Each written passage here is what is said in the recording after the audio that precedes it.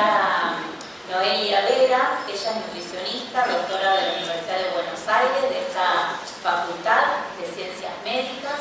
Ella es especialista en políticas públicas para la promoción de la igualdad de clase, licenciada en nutrición, es docente regular adjunta de antropología, cultura y nutrición en la Universidad Nacional de La Matanza, jefe de trabajos prácticos de nutrición en salud pública y de economía general y familiar de acá, de la UBA.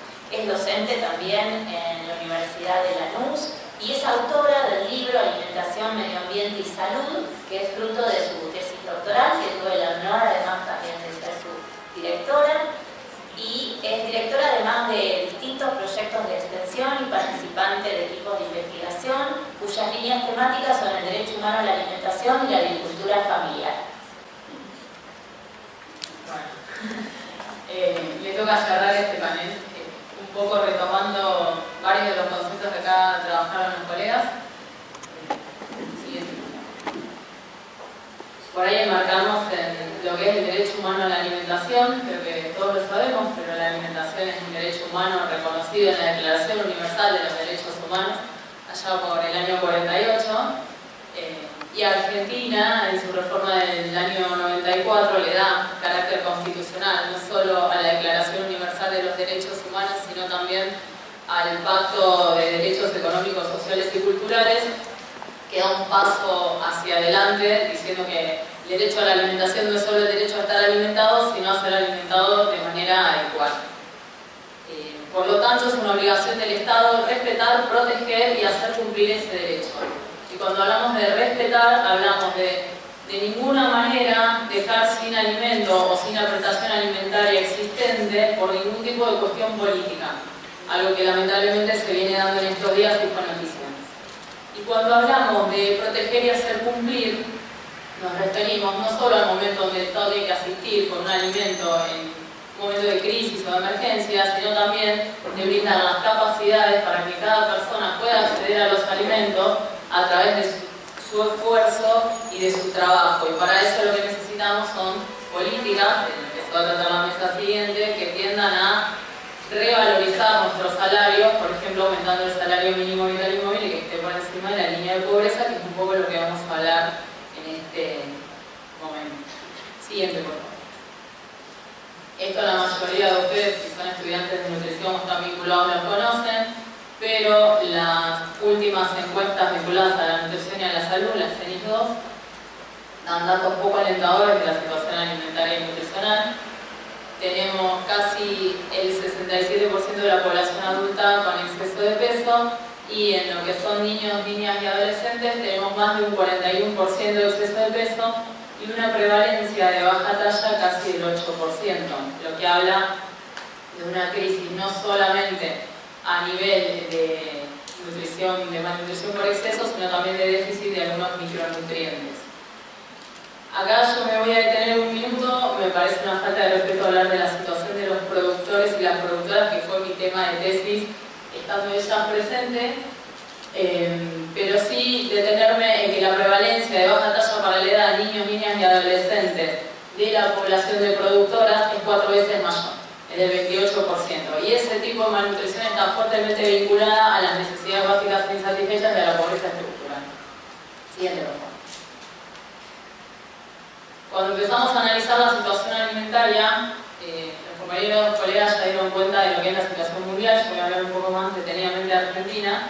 Vemos que la crisis no es una crisis ni de acceso, sino que es una crisis del sistema alimentario en su totalidad. Muchas veces acá en la carrera nos detenemos mucho en la parte del consumo alimentario y vamos hacia lo individual haciendo recomendaciones de consumo, pero si alejamos un poco la lupa y empezamos a observar, vemos que la crisis engloba cada uno de los elementos que forman parte del sistema alimentario, desde la producción, el procesamiento, la distribución y el consumo. Esto que está generando grandes inequidades alimentarias, producto de este sistema, malnutrición y una crisis de producción. Siguiente, por favor.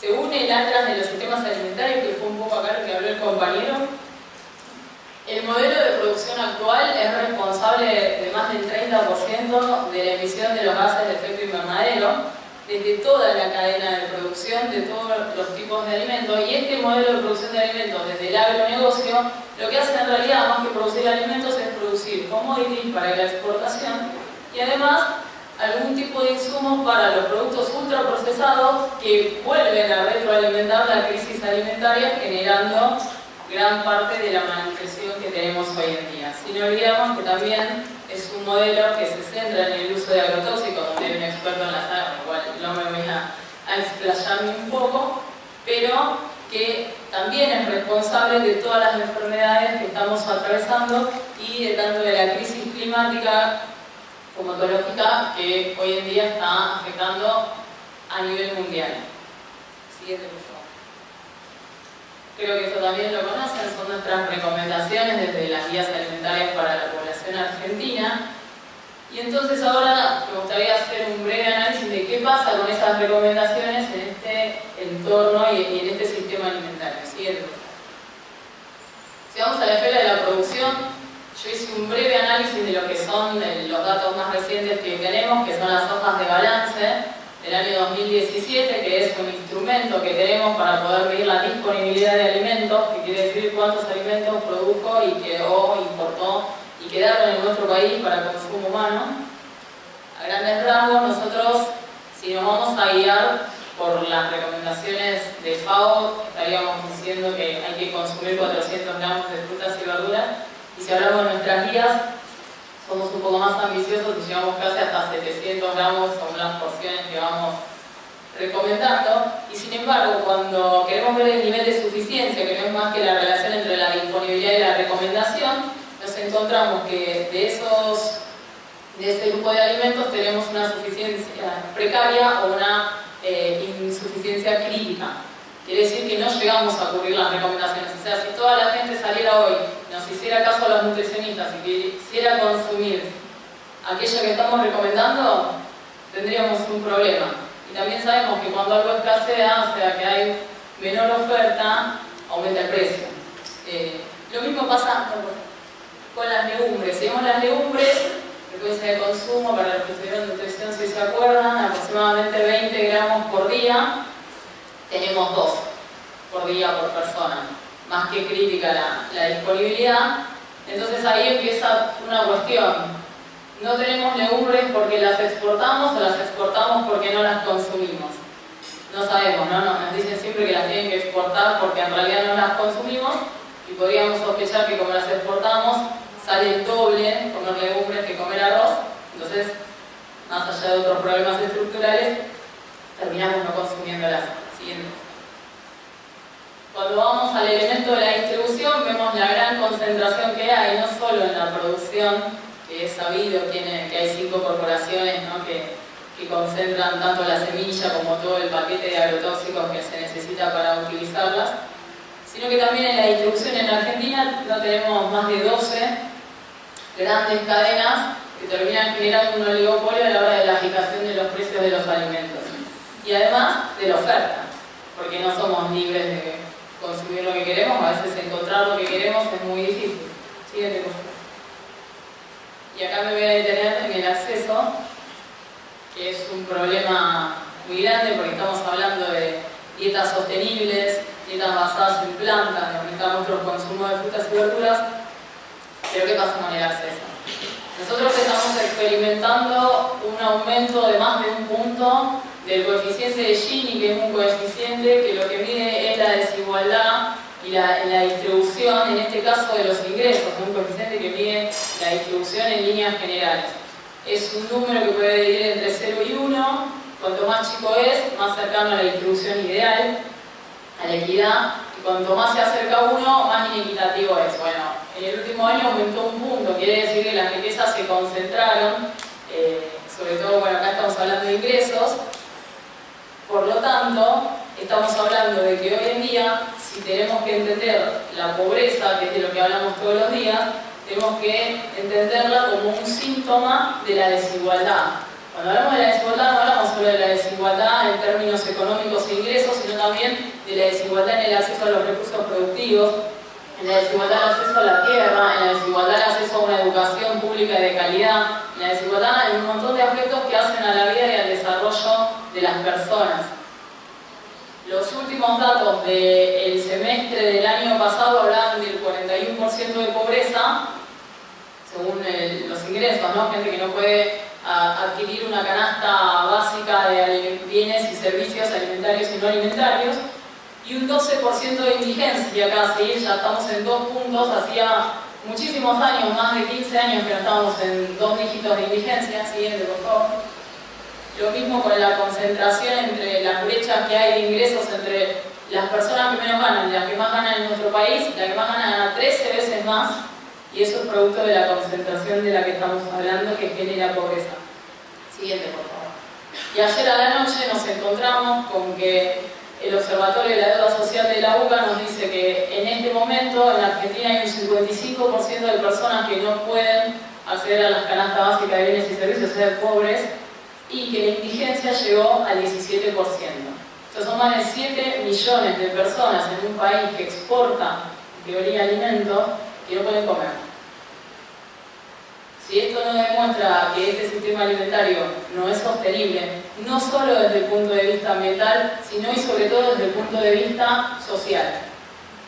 Estamos generando condiciones muy precarias en quienes producen nuestros alimentos, eso se hablará en el panel 3. Estamos generando condiciones de vida indignas para más de 7 millones de personas, donde más de la mitad de esas personas son niños, niñas y adolescentes. Estamos hipotecando todo nuestro futuro, y esto lo estamos viendo solo a nivel alimentario. Entonces, a veces cuando hacemos recomendaciones vinculadas a aumentar el consumo de frutas, siguiente, por favor, tenemos muchas malas noticias. Si nosotros sumamos el salario mínimo vital y móvil actual, la asignación universal por hijo y la tarjeta alimentaria, que sería un ingreso en una familia que pueda ser una familia nuclear monomarental o monoparental, o sea, una mujer que tuviera un hijo o una mujer o un hombre que tuvieran 2 hijos, lo que podemos ver es que el impacto de cumplir con la recomendación que hacemos las nutricionistas de 3 frutas por día está entre el 7 y el 12%. Nadie puede destinar ese nivel de sus ingresos solamente a comer fruta, solamente que uno de los integrantes coma fruta, o los 2 chicos, nunca hablamos del adulto. A su vez, según los valores de la canasta básica alimentaria, para abril, esa familia de 2 integrantes tendría que destinar el 61% de sus ingresos solo a cubrir la canasta básica alimentaria. Y que en vez de un hijo tiene 2, el 70%.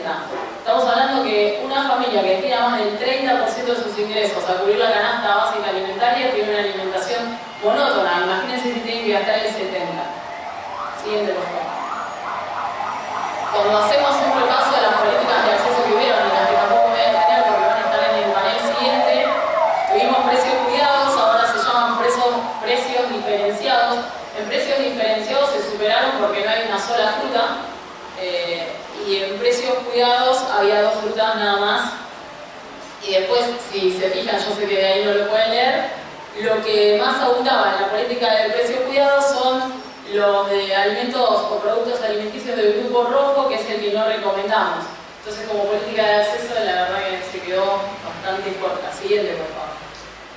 Entonces nos podemos preguntar, ¿no? O nos tenemos que preguntar realmente quiénes producen esos alimentos que todos los días recomendamos, sobre todo como nutricionistas, y que realmente contribuyen a una vida saludable. Y son ellas, con sus familias, producen más del 60% en la Argentina de los alimentos que integran la mesa de quienes podemos elegir y comprar lo que tenemos que comer, y más del 70% no tienen tierra. Viven en condiciones de precariedad, con necesidades básicas insatisfechas. Si en Argentina, en toda la Argentina, el porcentaje de personas que no tienen una vivienda digna es del 9%, en el caso de productores y productoras llega al 75%. Siguiente, por favor. Cuando hablamos de dieta sostenible, que lo explicó muy bien el colega, con lo cual yo solo puse ahí las características principales, que hablan de que generan un impacto ambiental reducido, que optimizan los recursos naturales, los humanos, que son culturalmente aceptables, pero sobre todo no debemos nunca olvidar que tienen que ser socialmente sostenibles. Siguiente, por favor. Para este paradigma de la soberanía alimentaria, que ya todos saben, pero solo voy a decir que es derecho de los pueblos a elegir qué producir, cómo producirlo y para quién. Poder realmente tener incidencia en las políticas, ni más ni menos que alimentarias que rigen un país, y cómo se van a usar esos bienes comunes que sirven de servicios ecosistémicos y que no son recursos naturales. Es el paradigma que nos ampara para hacer las propuestas que venimos a hacer en este simposio. Siguiente, por favor. A diferencia de, por ahí, el enfoque del sistema alimentario sostenible, que sí habla de poder tener una alimentación que sea accesible no solo para las generaciones actuales, sino también para las generaciones futuras. El siguiente, por favor. El paradigma de la agroecología nos propone un enfoque más global que abarque no solo esa disciplina tendiente a ver el proceso de producción de alimentos desde el inicio hasta el final del sistema productivo, y vuelvo a hacer hincapié, siguiente por favor, en que las dimensiones de la agroecología no son solo la dimensión productiva. Hay una dimensión que es sociopolítica, hay una dimensión que es cultural, en la que acá Gloria y todo el equipo que trabaja con ella tiene mucho que ver en esto de revalorizar preparaciones ancestrales, en revalorizar los alimentos naturales y verdaderos, y sobre todo hay una dimensión sociocultural. Siguiente, por favor. Para ir cerrando algunas reflexiones, hay una clara vulneración al derecho humano a la alimentación en estos momentos. Hay una situación nutricional que es poco favorable para la mayoría de las personas, y es muy necesario el abordaje no solamente sino transdisciplinario desde el enfoque de la soberanía alimentaria, ¿sí? Porque hay que revalorizar el rol de los agricultores y agricultoras familiares en lo que es la consecución del derecho humano a la alimentación como actores claves en el proceso de elaboración de alimentos. Siguiente, por favor. Las propuestas son trabajar sobre las verdaderas causas de la desigualdad, invitándoles a exigir realmente una reforma tributaria, que haya una verdadera redistribución del ingreso a través del sistema impositivo que sea regresivo y que pase a ser un sistema progresivo, y una reforma agraria popular que no solo considere la redistribución de la tierra para el que la trabaja, sino también que considere el arraigo rural de las personas que producen los alimentos, que haya relaciones sociales sostenibles entre quienes producen y quienes consumen, que perciban un precio justo por esos alimentos que producen y que se oriente la producción a los alimentos claves para garantizar el derecho humano a la alimentación. Siguiente, por favor. Yo sé que en estos momentos hablar de legislar para que el alimento deje de ser un bien económico, para que pase a ser un bien social, es una utopía, pero considero que es una necesidad impostergable. Muchas gracias. Bueno, me encantó que hayas problematizado el tema de la enorme brecha que hay entre las recomendaciones de alimentación saludable y lo que es posible para la mayoría de las personas. Dirás que hiciste un atisbo de cómo se podría resolver, pero me gustaría como que compartas tu opinión respecto a, bueno, ¿y qué hacemos con las recomendaciones? ¿Seguimos recomendando o dejamos de recomendar? ¿Quién fue? Ahí están las estudiantes, ¿no? ¿Qué hacemos? ¿Recomendamos o dejamos de recomendar? Recomendamos problematizando, quizás, y recomendamos siendo personas políticas, y entendiendo que el cambio es político, y recomendamos no cargando las tintas en la elección individual. Por ahí esa es la respuesta. Recomendamos mientras militamos, por ahí, ¿no? Y nos comprometemos en algunos procesos. Yo soy ingeniera agrónoma, así que tengo una pregunta para el doctor de carácter más bien agronómico. Porque si pensamos en la producción de carne de vaca de los grandes animales, y como vos dijiste, mayormente se basa en pastizales naturales, y si calculamos los kilogramos que sacamos de la vaca, perdón, por el dato agronómico, y si lo reemplazamos por pequeños animales, hay un problema, porque un animal grande genera mucho más cantidad de kilogramos a lo largo de todo su proceso, basado básicamente en pastizal natural, y si vamos por ahí a pequeños animales, tenemos que producir mucha mayor cantidad de, no sé, pollos, por ejemplo, que el sistema productivo es acorral, es recontratóxico, lleno de medicamentos y demás. Entonces no sé hasta dónde es conveniente que reemplacemos el alimento basado en carne de grandes animales a uno de pequeños animales que su dieta está basada aparte en granos que se producen a través de la agricultura que va sobre el avance de los ecosistemas naturales. Por ahí tendríamos que promover carne de vaca en pastizal natural humano. Esa es como una pregunta, ¿no? Donde si separamos cuánto vive, cuánto se produce, capaz que estamos analizando mal. Eso. ¿Cómo es tu nombre? Silvia Luna. Está súper bueno tu aporte, me encanta. Hace 2 años, con un grupo de amigos, hicimos la primera publicación de huella ecológica de la producción ganadera en Argentina. Y un poco las hipótesis eran estas, como ¿cómo es el impacto de la producción ganadera en Argentina? Porque en Argentina se habla de que la ganadería vacuna es un gran exponente a nivel mundial sobre la cría pasto, que supuestamente es más natural. Y aquí hay un gran debate, hay una grieta gigante, y yo quiero apuntar un poquito para no dispersarme, porque podría hablar horas sobre esto porque me encanta. Pero en primer lugar me parece que hay un gran mito. La ganadería vacuna en Argentina no se cría en pastizales naturales. Hay pastizales naturales, podemos hacer referencia a lugares, paisajes, donde el ecosistema natural de ese lugar es un pastizal, como puede ser la región pampeana. Hay algunos lugares donde hay pastizal. Pero hoy el 50% del ganado bovino está en el norte del país, que son zonas que hasta hace 20 años eran bosques. Era bosque chaqueño, Santiago del Estero, el noroeste de Córdoba, el norte de Santa Fe, Chaco, Formosa, Salta. En los últimos 25 años el Gran Chaco se ha convertido en un punto caliente de deforestación, con una de las tasas de deforestación más altas del mundo. Y los estudios con imágenes satelitales muestran que la principal actividad después de la deforestación eran campos ganaderos. Entonces, claro, uno va al Chaco y ve vacas pastando en lo que podría verse como pastizales naturales. En realidad son pastos que emergieron después de que se haya destruido el bosque. Entonces tenemos que contabilizar eso también. Bueno, pero ¿qué pasa con la ganadería hoy como está? Curiosamente, como el pasto tiene pocas calorías, no puede alimentar al animal durante todo su ciclo biológico. Entonces los animales entran en una fase que se llama engorde, que son durante la adolescencia y los últimos meses de vida del animal, para que alcancen una cantidad de grasa que es compatible con la del mercado.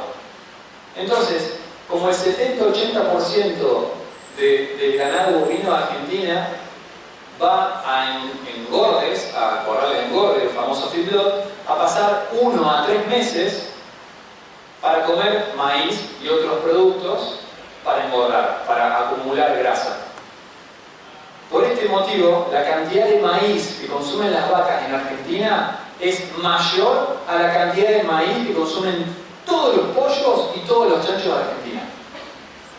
Eso para mí fue recontra revelado, porque yo también pensaba que la ganadería bovina era resustentada en Argentina.